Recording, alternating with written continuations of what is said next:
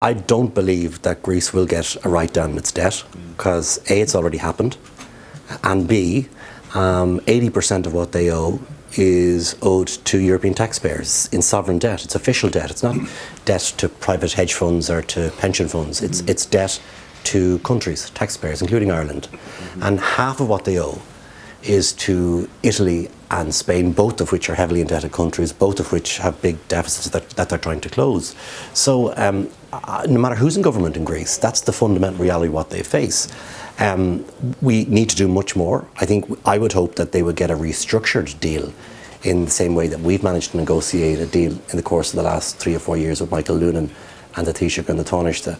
And I think if they got a restructured deal which would help their growth over the course of the next year or so, they'd be in a better place. But we need to help the Greek people. I mean, they're the people who are suffering in this situation. Yeah, I mean, there were lots of mistakes were made in the Troika programme in Greece and indeed in Ireland. But I think at the end of the day, you can only be judged on what you do. You can only be judged on the reforms that you actually push through.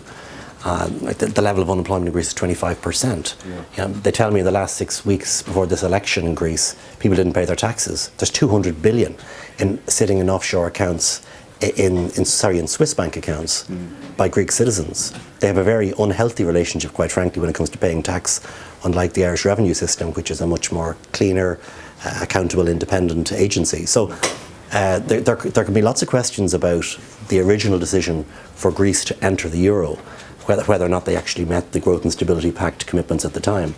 But at the end of the day, I mean, Greece has got to get to a situation where its growth can improve, and we need to help Greece doing that.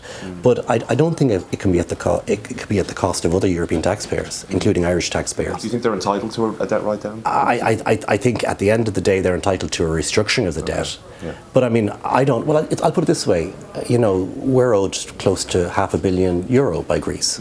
So I'm not going to explain to my constituents why half that should be written off, and why should the Germans, actually in this case the Germans don't own a lot of money at all. It's a French and a Spanish problem. So people need to be clear about this. Writing off debt means someone else takes the hit.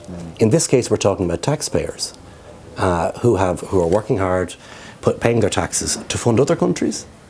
So, I think we've come through this crisis because the Irish people a lot of them lived through the 1980s and 90s. They know that you're not going to get to a better place by a public finance position that is not sustainable.